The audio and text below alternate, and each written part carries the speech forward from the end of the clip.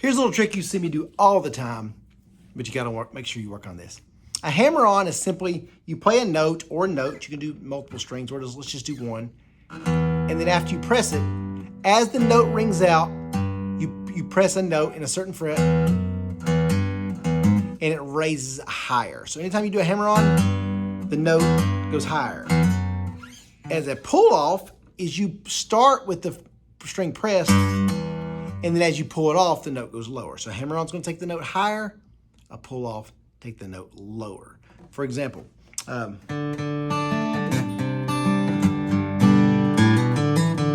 on that little Sweet Home Alabama part that we'll teach at the end, you hammer that 5th string, 2nd fret, 4th string, 2nd fret. So that's one great exercise to work on, is just like I said, maybe locking the 2 bottom strings and hammer the 5th string, 2nd fret, hammer the 4th string.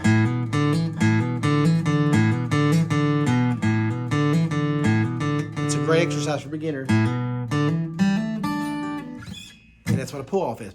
And at the end, that Sweet Home Alabama song like this.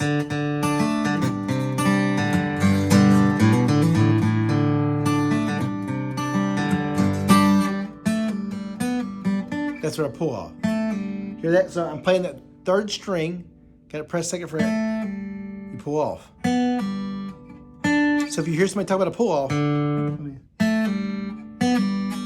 that's all they're doing. They're playing it with a note, and they're pulling it off. Some songs, like I know the song Last Dance of Mary Jane, that's the song that starts with the A minor. So 1st finger to 2nd fret, a regular A minor. And this one you play the 2 middle strings open and hammer on the 2 middle strings. Hear that?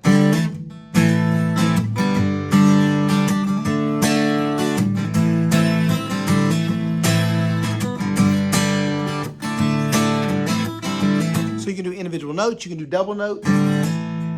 Hear how cool that little riff sounds? So sometimes you can go and let it ring, sometimes you can stop it.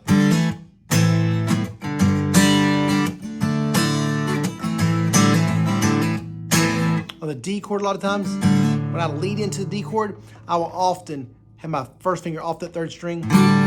So I'll strum the whole chord, but then I'll add that 3rd string.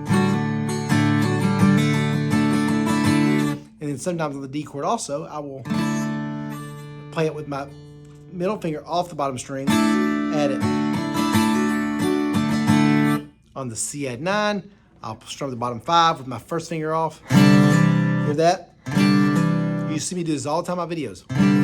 The G chord, I'll play again. You play it without your 1st finger pressed.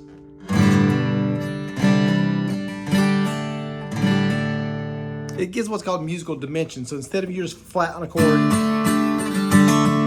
hear that? You're kind of playing 2 chords and giving it the kind of depth instead of just hammering away.